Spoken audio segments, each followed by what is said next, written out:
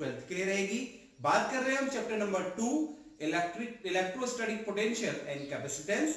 ठीक, आज है लेक्चर नंबर 6 और हम बात करेंगे potential energy of a dipole in a uniform electric field. तो आज जो हम बात करेंगे सिर्फ यूनिफॉर्म इलेक्ट्रिक फील्ड की बात करेंगे। तो इसका मतलब क्या है कि जब हम किसी इलेक्ट्रिक डायपोल को एक यूनिफॉर्म इलेक्ट्रिक फील्ड में रखेंगे तो वहां पे क्या आएगी, कुछ ना कुछ पोटेंशियल एनर्जी आएगी। तो कैसे आएगी और ये कॉन्सेप्ट कैसे होगा और कैसे हम इसके लिए एक्सप्रेशन निकालेंगे, let's talk about that uniform electric field. तो एक यूनिफॉर्म इलेक्ट्रिक फील्ड में ले लेता हूं। ठीक, ये मैंने क्या ले लिया, एक यूनिफॉर्म इलेक्ट्रिक फील्ड रख दिया। अब इस यूनिफॉर्म इलेक्ट्रिक फील्ड में मैंने क्या कर दिया, एक इलेक्ट्रिक डायपोल को रख दिया है। देखिए कुछ इस तरह से मैंने रख दिया इस पे इलेक्ट्रिक डायपोल को। ठीक, इसको मैं थोड़ा सा और मोटा बना देता हूं। तो this is minus Q and this is plus Q. ठीक, अब इसका मतलब क्या है, और एक और चीज, ये इनका अगर मिड पॉइंट है तो यहां से यहां की डिस्टेंस कितनी हो जाएगी, ए, और यहां से यहां की डिस्टेंस कितनी हो जाएगी, ए। तो टोटल डिस्टेंस कितनी हो जाएगी, टोटल डिस्टेंस आप कह सकते हैं कितनी हो जाएगी, दैट इज 2a। ठीक, अब क्या है, जब किसी भी चार्ज को मैं क्या रखता हूं, इलेक्ट्रिक फील्ड में रखता हूं, तो क्या करता है, एक फोर्स एक्सपीरियंस करता है। तो प्लस क्यू को मैंने चार्ज इलेक्ट्रिक फील्ड ई में रखा तो उसमें क्या लगेगा, एक फोर्स लगेगा। तो ये फोर्स कौन सा हो गया, दैट इज सपोज ये F1 फोर्स था। इस F1 की वैल्यू क्या हो जाएगी, QE। ठीक, और अगर किसी भी नेगेटिव चार्ज को मैं इलेक्ट्रिक फील्ड में रख रहा हूं तो क्या होगा, तो वो भी क्या करेगा, फोर्स एक्सपीरियंस करेगा, लेकिन opposite to the direction of electric field. तो ये कहां इलेक्ट्रिक फील्ड की डायरेक्शन यहां को है, ये कहां को फोर्स एक्सर्ट करेगा, इसके जस्ट अपोजिट। तो वो फोर्स कौन सा होगा, ये वाला। तो ये फोर्स कौन सा हो गया, that is suppose it is F2। इसकी वैल्यू क्या हो जाएगी, माइनस क्यू इंटू। ठीक, अब बात करूं यहां पे अगर मैं नेट फोर्स की, तो नेट फोर्स कितना हो जाएगा बच्चों, net force, and that net force is equals to that is F1 plus F2। This is the net force. F1 की वैल्यू क्या है, दैट इज प्लस QE, और F2 की वैल्यू क्या है, माइनस QE। ठीक, दोनों कैंसिल हो जाएंगे तो नेट फोर्स कितना आ जाएगा, कितना आ जाएगा, 0 आ जाएगा। ठीक, क्या आ गया है, अब 0 आ गया है। अब जब किसी भी चार्ज को मैंने, ठीक है, किस में रखा है, इलेक्ट्रिक फील्ड में रखा, तो दोनों ने फोर्स एक्सपीरियंस किया। तो ये क्या कर रहा है, आप देखिए यहां पे दो इक्वल बट अपोजिट फोर्स क्या कर रहा है, ये एक्सपीरियंस कर रहा है। ठीक है, अब यहां पे equal and opposite force experience कर रहा हूं, नेट फोर्स भी क्या है, यहां पर 0 है। और एक और चीज देखिए, यहां पर क्या है, जो लाइन ऑफ एक्शन है वो भी क्या है, डिफरेंट है। तो अगर ऐसी कंडीशन होती है तो क्या होता है, वहां पर एक टॉर्क क्या होता है, प्रोड्यूस होता है। तो टॉर्क यहां पे भी क्या होगा, प्रोड्यूस होगा। टॉर्क प्रोड्यूस होने का मतलब है, जब भी हमने इसको क्या करा, इलेक्ट्रिक फील्ड में रखा, किसको, एक डायपोल को, तो ये क्या करने लगेगा, रोटेट कर देगा। तो हियर क्या हो रहा है, टॉर्क, अब यहां पे फोर्स क्या है, 0 आ गया, तो क्या होगा, it will experience a torque, और वो टॉर्क कितना होगा, the torque is equals to, that is what is torque, that is force into perpendicular distance. ठीक, डिस्क्रिप्शन में मैं लिंक शेयर कर दूंगा जिस पर हमने, जब हम किसी डायपोल को क्या करते हैं, यूनिफॉर्म इलेक्ट्रिक फील्ड में रखते हैं, तो टॉर्क कैसे प्रोड्यूस होता है उसके बारे में पूरी कंप्लीट आपको मैंने उसमें इंफॉर्मेशन दी है। तो आप वहां से इजीली क्या कर सकते हैं, सीख सकते हैं। ठीक, तो यहाँ पे क्या होगा, जब टॉर्क होगा वो क्या होगा, that is force into perpendicular distance. ठीक, तो यहाँ पे अगर आप परपेंडिकुलर डिस्टेंस ले लूं, तो यहाँ पे जो परपेंडिकुलर डिस्टेंस होगी है, परपेंडिकुलर डिस्टेंस, ठीक है, परपेंडिकुलर डिस्टेंस कौन सी होती है, ये है फोर्स की डायरेक्शन। ठीक, और ये क्या है, एक्सिस ऑफ रोटेशन, मतलब ये ऐसे रोटेट कर रहा है, तो ये है, this is the axis of rotation, और ये है डायरेक्शन ऑफ फोर्स। तो परपेंडिकुलर डिस्टेंस क्या होगी, इन दोनों के बीच की होगी। तो परपेंडिकुलर डिस्टेंस क्या होगी, दैट इज ये वाली डिस्टेंस होगी, कौन सी वाली, ये वाली डिस्टेंस। ठीक है, सपोज ये मैंने क्या लिया था, थीटा लिया था, तो परपेंडिकुलर डिस्टेंस कितनी हो जाएगी, that is 2a sin theta. तो यहां पे जो टॉर्क आएगा वो क्या आ जाएगा, force that is F into 2a sin theta. F की वैल्यू क्या है, कोई भी आप ले लीजिए मैग्नीट्यूड कोई भी, तो वो कितनी हो जाएगी, QE into 2a sine theta. अब एक और चीज, अगर मैं 2aq को साथ ले लूं, e साइन थीटा अलग कर दिया मैंने, तो जो 2aq की वैल्यू होती है वो किसके बराबर होती है? 2aq क्या होता है आपका? That is dipole moment. इसको मैं किससे रिप्लेस कर सकता हूं? p से। ठीक है, किससे रिप्लेस कर सकता हूं? p से। तो जो टॉर्क होगा वो कितना हो जाएगा? That is pe sine theta. इतना टॉर्क यहां हो रहा है, यहां पे प्रोड्यूस हो रहा है, और किस डायरेक्शन में हो रहा है? क्लॉकवाइज डायरेक्शन में। सो हियर कितना टॉर्क प्रोड्यूस हुआ? That is tau is equals to p sin theta. Condition क्या थी? ये वाली कंडीशन थी कुछ, ये हमारे पास इलेक्ट्रिक फील्ड था यूनिफॉर्म, ठीक है, ये मैंने बोल दी। तो मैंने इसमें क्या रख दिया था? एक dipole, that is minus q, that is plus q। इसकी वजह से एक फोर्स आ रहा था प्लस qe, इसकी वजह से फोर्स आ रहा दैट इज माइनस qe। ठीक, अब मैंने सपोज कोई भी यहाँ पे कोई क्या रेडियस के मिड पॉइंट, ये था a और ये था, ठीक है। सपोज जो ये डायपोल है, ठीक है, ये वाला है, ये इसके साथ सपोज कितना एंगल बना रहा है? यहाँ पे कितना एंगल बना रहा है? सपोज ये थीटा बना रहा है, यहाँ थीटा बना रहा है, तो इट मींस ये भी क्या बना रहा है? थीटा बना रहा है। ठीक ठीक। अब मैंने क्या किया, देखिए ये क्या था, अपनी ओरिजिनल पोजीशन पर थीटा एंगल बना था। अब मैंने इसको क्या किया? जस्ट थोड़ा सा क्या कर दिया? क्या कर दिया? रोटेट कर दिया, लेकिन जस्ट अपोजिट। टॉर्क कहां को लग रहा है? इस डायरेक्शन में लग रहा है, तो टॉर्क के जस्ट अपोजिट डायरेक्शन में इसको क्या कर दिया? रोटेट कर दिया। समझने के लिए कैसे समझेंगे? देखिए ये इलेक्ट्रिक फील्ड था, ठीक, ये आपका क्या था? माइनस क्यू प्लस क्यू, ठीक। ये सपोज इसके साथ क्या एंगल बना था? थीटा। अब मैंने इसको क्या कर दिया? थोड़ा रोटेट कर दिया। टॉर्क तो कहां को लग रहा है? यहां को लग रहा है टॉर्क। टॉर्क कहां को लग रहा है? यहां को लग रहा है। तो मैंने इसको थोड़ा क्या कर दिया? रोटेट कर दिया। तो ये रोटेट कितना कर दिया? सपोज ये मैंने इसको क्या कर दिया? रोटेट कर दिया। और कितना रोटेट किया? सपोज ये कितना रोटेट किया? D theta. अब टॉर्क भी लग रहा है, इसको रोटेट भी कर रहा हूं, ठीक है। अब ये क्या है? रोटेशनल मोशन है, तो वर्क इज इक्वल टू क्या होता है? Force into displacement. लेकिन यहां पे हम बात करें किसकी? रोटेशन की, रोटेशनल मोशन की, ठीक है। तो यहां पे जो वर्क डन होगा वो क्या होगा? Torque into angular displacement. अब आप देख सकते हैं टॉर्क की डायरेक्शन तो यहां को है, लेकिन जो मैंने क्या करा है, इसको डायपोल को रोटेट किया है, किसके किया? जस्ट इसके अपोजिट डायरेक्शन। तो डी थीटा इधर को है, ठीक, और टाउ की डायरेक्शन जस्ट इसके अपोजिट है। तो लिख सकते हैं यहां पर ऑन रोटेटिंग या स्मॉल डिस्प्लेसमेंट किया मैंने, एंगुलर डिस्प्लेसमेंट, तो आप क्या लिख सकते हैं यहां पे? The small work done, the small work done in rotating the dipole through a very small distance और angular displacement या angular distance कह सकते हैं, सीधे मैं लिख देता हूं distance, और वो कितना हो जाएगा? देखो, the small work done that is dw and that is equals to, अब वर्क इक्वल टू क्या था? Force into displacement. तो यहां पे क्या होगा? टॉर्क इनटू एंगुलर डिस्प्लेसमेंट, तो that is torque dot angular displacement, ठीक। अब देखिए थीटा, डी थीटा और टाउ के बीच जो एंगल है वो क्या है? दैट, और इसको मैं क्या लिख लूं? बेसिकली इसको लिख रहा हूं T D theta cos theta. Now here theta is equals to 180 degree, क्योंकि दोनों क्या है? अपोजिट डायरेक्शन में। डी थीटा इधर को है और टाउ इधर को है, ठीक। तो ये क्या हो जाएगा? cos 180 की वैल्यू कितनी हो जाएगी? तो ये रहा cos 180, और जो cos 180 की वैल्यू होती है कितनी होती है? दैट इज -1 के बराबर। तो स्मॉल वर्क डन होगा dw, ये कितना हो जाएगा? माइनस टी डी, ठीक। इसको मैंने बोल दिया इक्वेशन 1। देखिए इनिशियली इसको मैं बोल रहा डायग्राम ए, ठीक है, इनिशियली ऐसी कंडीशन थी, फिर मैंने आपको थोड़ा समझाने के लिए डी थीटा क्या रहा, तो इसको मैंने रोटेट किया, तो इसको आप डायग्राम बी मान लीजिए। इसके बाद एक और डायग्राम मैं आपको बताऊंगा, वो डायग्राम सी है। तो ये क्या आ रहा है? अकॉर्डिंग टू सीरीज वाइज आ रहा है, ठीक है। तो आप इसको समझेंगे कि ये कैसे कैसे हम इसको क्या कर रहे हैं? काम में लेके आ रहे हैं। अब देखिए यहाँ पे क्या हुआ? स्मॉल वर्क डन हुआ, ठीक। अब एक और डायग्राम दैट इज सी, इसको और समझेंगे आप। फिर मैंने वही दिया, एक यूनिफॉर्म इलेक्ट्रिक फील्ड लिया,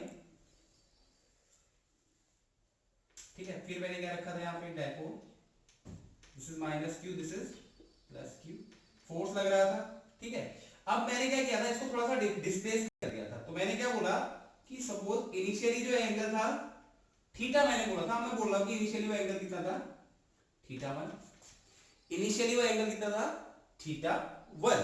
अब मैंने इसको क्या किया, थोड़ा सा क्या कर दिया, रोटेट कर दिया। रोटेट करा तो कुछ ऐसा हो गया, हो कुछ ऐसा हो गया, आप कह सकते हैं ऐसा हो गया, ये माइनस क्यू, ये plus Q.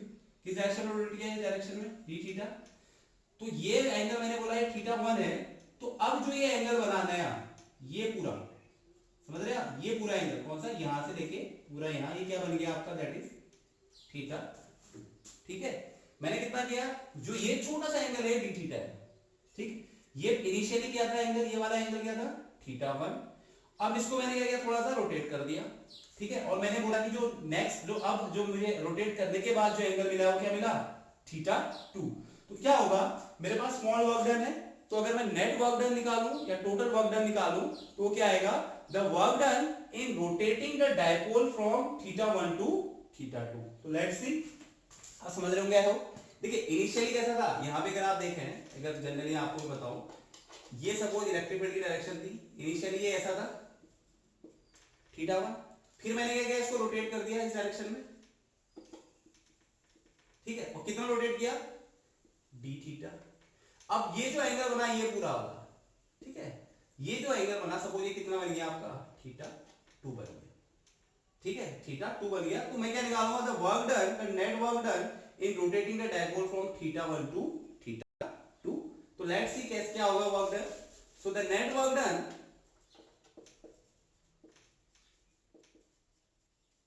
so the net work done in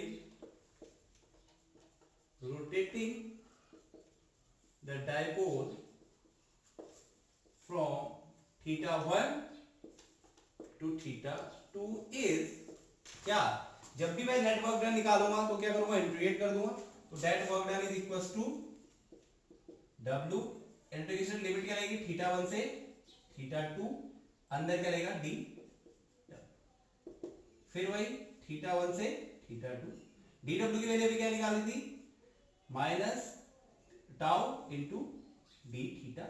और टाउ की वैल्यू क्या थी, टाउ की वैल्यू क्या थी, चो, दैट इज थीटा 1 से थीटा 2, माइनस तो माइनस ही रहा, टाउ की वैल्यू क्या निकाली थी, पीई साइन थीटा। तो ये क्या हो जाएगा, minus p E sine theta into d theta. देखिए क्या है, limit theta 1 to theta 2, minus minus ही रहा, थीटा की जो टाउ था उसकी जगह क्या रख दिया मैंने, पी साइन थीटा रख दिया, और डी थीटा टी थीटा है, ठीक।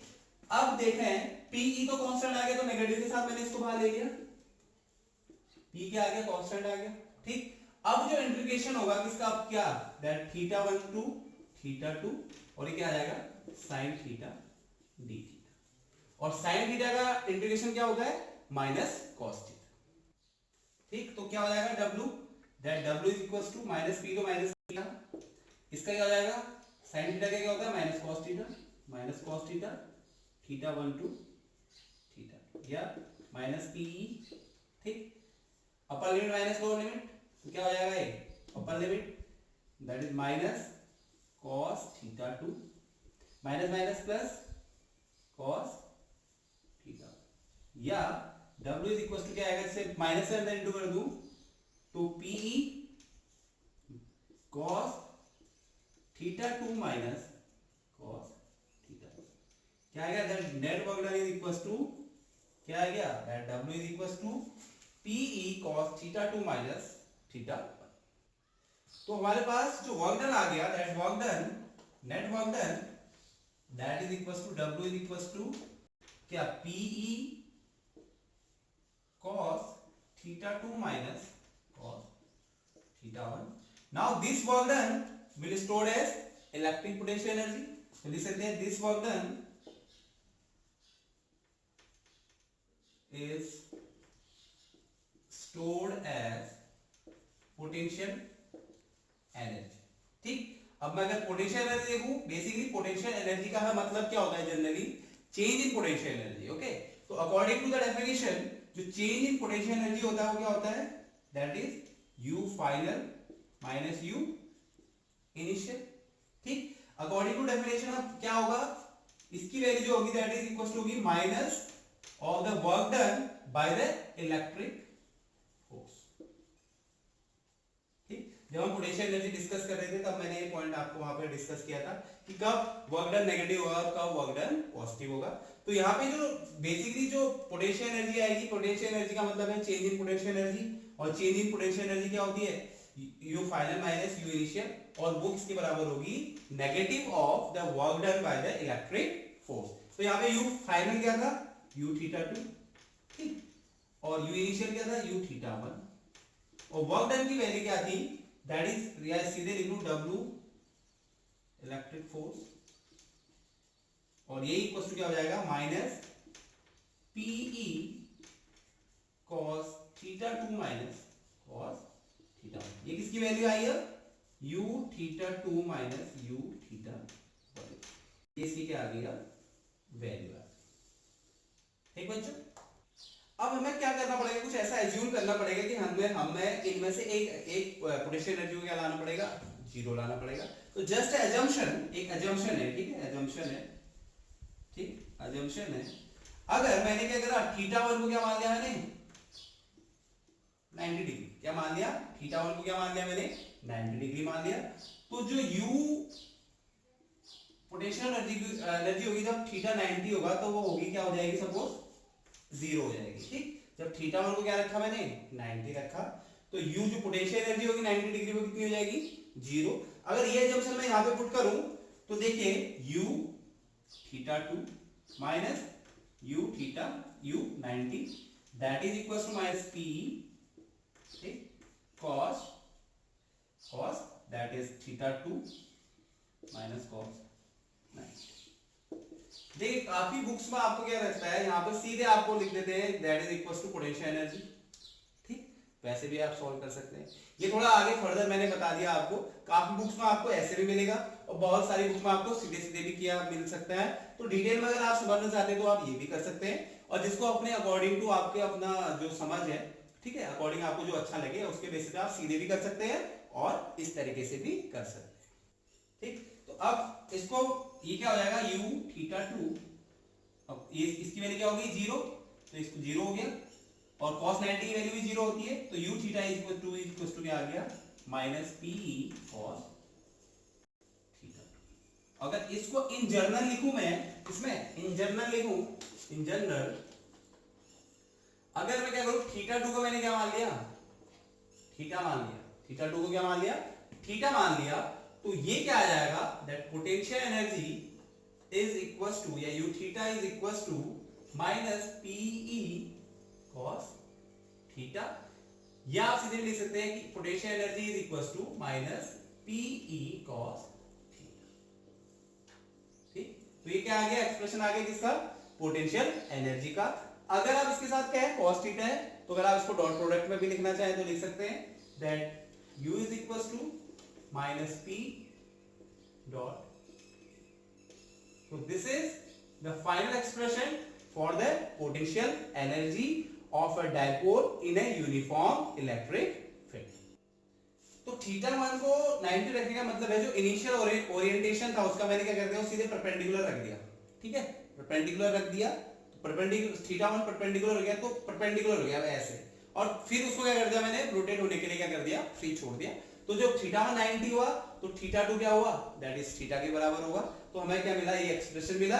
और यहाँ पे जो ये एंगल है, this angle theta, this angle, that angle theta is between P and E, means between electric dipole moment and electric field.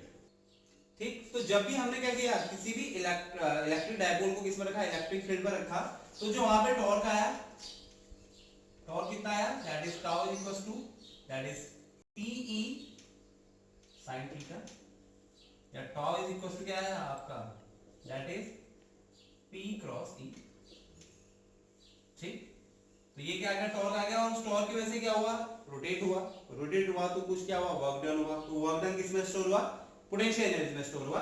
तो वहां पे जो पोटेंशियल एनर्जी आई वो क्या I, that is U is equal to minus PE cos theta, या इसको आप ऐसे भी लिख सकते हैं, U is equal to minus P dot E। ठीक, तो ये क्या है, दो अलग अलग एक्सप्रेशन है, this is for the torque and this is for the potential energy. Now let's talk about what, let's talk about the some special cases. Special cases क्या है, जो हमारे पास एक्सप्रेशन है जिसका पोटेंशियल एनर्जी का हो गया है माइनस पीई कॉस थीटा. ठीक, मतलब जो पोटेंशियल एनर्जी है बेसिकली किस पे डिपेंड कर रही है, थीटा पे डिपेंड कर रही है. ठीक है, तो on the basis of theta we can discuss the three different cases and these cases are very very important. Let's we discuss all the three cases. Okay, very important, बहुत बहुत important, तो ये बहुत इंपॉर्टेंट केस. ठीक है, तो number 1 बात करें हम, जब क्या हो theta is equal to 0 degree. ठीक, फर्स्ट केस है, ये हमारा पोटेंशियल एनर्जी का फॉर्मूला है. तो जब थीटा इक्वल टू 0 का मतलब है when P electric dipole moment and E are parallel. Parallel का मतलब क्या है कि इलेक्ट्रिक फील्ड ये है. ठीक है, तो मैंने डायपोल को क्या रख दिया, इसके जस्ट पैरेलल रख दिया. This is plus q, this is minus. ठीक, तो ये भी डायरेक्शन कहाँ है, इलेक्ट्रिक फील्ड की यही को है, और इलेक्ट्रिक फील्ड की डायरेक्शन भी वही है, मोमेंट की डायरेक्शन भी वही है. तो यहाँ पे जो थीटा होगा वो क्या हो गया 0 डिग्री. अब थीटा 0 डिग्री हुआ तो पोटेंशियल एनर्जी क्या हो जाएगी, that u is equals to minus pe cos 0. cos 0 की वैल्यू क्या होती है 1, तो u क्या हो गया, पोटेंशियल एनर्जी क्या होगी, that is minus pe. Minus pe होने का मतलब क्या है, ये क्या हो गई मिनिमम. ठीक है, क्या होगी potential energy at 0 degree Celsius, potential energy क्या हो गई मिनिमम हो गई. ठीक, तो पोटेंशियल एनर्जी जब भी मिनिमम होगी तो ऐसी कंडीशन को क्या कहते हैं हम, कंडीशन या पोजीशन ऑफ स्टेबल इक्विलिब्रियम. अब ये एग्जाम में पूछा जाता है. ठीक है, तो इसको कहते हैं जब पोटेंशियल एनर्जी मिनिमम होगी, जब पोटेंशियल एनर्जी मिनिमम होती है तो इस पोजीशन को क्या कहते हैं, position of stable equilibrium. Okay, अब बात करता हूं नेक्स्ट केस की, केस नंबर 2. जब थीटा क्या हो 90 डिग्री. इसका मतलब क्या है, when P and E are perpendicular to each other. समझिए कैसे, ये मेरे पास इलेक्ट्रिक फील्ड था. ठीक है, अब E की डायरेक्शन ऐसी है तो P क्या होगा, जैसे इसके परपेंडिकुलर, तो this is plus q and this is minus q. तो जो एंगल बन रहा है दोनों के बीच कितना बन रहा है, कितना बन रहा है 90 डिग्री बन रहा है. ठीक, इस केस में क्या होगा, जब theta is equal to 90 degree होगा तो जो पोटेंशियल एनर्जी हो जाएगी वो क्या होगी, that potential energy equal to P cos 90. अब cos 90 की वैल्यू क्या होती है, cos 90 that is equal to 0. अब पूरा एंगल ही 0 हो गया तो एनर्जी भी क्या हो जाएगी 0 हो जाएगी. तो एट जब P डायपोल मोमेंट और इलेक्ट्रिक फील्ड दोनों क्या होंगे, एक दूसरे के परपेंडिकुलर होंगे, उस कंडीशन में जो पोटेंशियल एनर्जी होगी वो क्या होगी 0. अब इंफिनिटी पे पोटेंशियल एनर्जी 0 नहीं हो रही है, कहां हो रही है, जब इलेक्ट्रिक फील्ड और डायपोल मोमेंट के बीच एंगल क्या हो रहा है 90 डिग्री हो जा रहा है, तब क्या हो रही है, जो एनर्जी हो जा रही है वो क्या हो रही है, कौन सी energy, potential energy of a dipole, वो क्या हो जाएगी यहाँ पर 0 हो जाएगी. So these are the two special cases. Now let's see what is the third case. Third case क्या है, जब थीटा इज इक्वल टू क्या आ जाएगा 180. अब थीटा इज इक्वल टू 180 का होने का मतलब क्या है, when P that dipole moment and E that is electric field are anti parallel. Anti parallel का मतलब, अब देखिए ये इलेक्ट्रिक फील्ड की डायरेक्शन सपोज ये थी, एंटी पैरेलल का मतलब क्या है कि ये डायपोल क्या हो जाएगा, this is plus q and this is minus q. तो डायरेक्शन कहां होगी P की, ये होगी डायरेक्शन, P की डायरेक्शन कहां होगी माइनस q से प्लस q की तरफ, जबकि E की डायरेक्शन कहां है प्लस q से माइनस E की तरफ. तो यहां पे जो थीटा होगा कितना हो जाएगा 180 डिग्री. अब थीटा 180 डिग्री हो गया तो u इक्वल्स टू क्या आ गया माइनस p cos 180. और cos 180 की वैल्यू कितनी होती है, बिल्कुल याद आनी चाहिए, cos 180 की वैल्यू याद होनी चाहिए आप लोगों को. cos 90 0 होता है, cos 180 क्या होता है -1. तो -1 PE माइनस पी इंटू -1, तो कितनी हो गई प्लस पी, क्या पोटेंशियल एनर्जी। जब डायपोल मोमेंट और इलेक्ट्रिक फील्ड दोनों क्या होंगे एंटी पैरेलल होंगे, उस केस में जो पोटेंशियल एनर्जी होगी वो क्या होगी मैक्सिमम। क्या होगी बच्चों मैक्सिमम। तो इस कंडीशन को या इस पोजीशन को क्या कहते हैं पोजीशन ऑफ अनस्टेबल इक्विलिब्रियम। तो ये जब थीटा इज इक्वल टू 0 था, ओरिएंटेशन आप देख सकते हैं ये है, उस केस में जो कंडीशन थी वो क्या थी स्टेबल इक्विलिब्रियम की, और यहाँ पे पोटेंशियल एनर्जी क्या थी मिनिमम थी। बात करें केस 2 की, जब P और E आपस में क्या थे म्यूचुअली परपेंडिकुलर थे, तो उस केस में इसका ओरिएंटेशन कुछ ऐसा हो जाएगा, और यहाँ पे जो पोटेंशियल एनर्जी है वो क्या हो जाएगी 0 हो जाएगी। अगर बात करें केस 3 की, जब P और E आपस में क्या है एंटी पैरेलल है, तो क्या हो रहा है देखिए जो पोटेंशियल एनर्जी है वो क्या आ जा रही है मैक्सिमम आ जाएगी। तो ऐसी कंडीशन को क्या कहते हैं हम that condition of stable equilibrium. Condition of unstable equilibrium. Unstable कब होता है जब पोटेंशियल एनर्जी क्या होगी मैक्सिमम होगी, और स्टेबल कब होता है जब पोटेंशियल एनर्जी क्या होगी मिनिमम। तो आपको बहुत डिफरेंट बुक में डिफरेंट तरीके से किया हुआ ये मिल सकता है। तो ये तरीका है कंप्लीटली आप इस तरीके से क्या कर सकते हैं समझ सकते हैं कि कैसे एक्चुअली में ये कैसे प्रोसेस हो रहा है, कैसे वर्क डन हो रहा है, ठीक है। और ये हमारे पास स्पेशल केसेस है जो बोर्ड एग्जाम के लिए as well as competitive exam के लिए बहुत क्या है इंपॉर्टेंट है। तो आई होप आपको वीडियो पसंद आई होगी। पसंद आई है या नहीं आई है ये जानने के लिए प्लीज लाइक बटन प्रेस करिए आप, ठीक है। इससे हमें क्या मिलता है थोड़ा मोटिवेशन मिलता है कि आपको हमारी वीडियो पसंद आ रही है, और जो हम काम कर रहे हैं, ठीक है, कोशिश है improvement day by day improve करने की हमारी कोशिश है। तो आई होप आपको मेरी वीडियोस पसंद आ रही होंगी, ठीक है। कोई इंप्रूवमेंट अगर आपको लगता है कि इसमें इंप्रूवमेंट हो सकता है तो प्लीज मुझे कमेंट बॉक्स में आके सजेस्ट करिए कि सर ये इंप्रूवमेंट इसमें हो सकता है, ठीक है।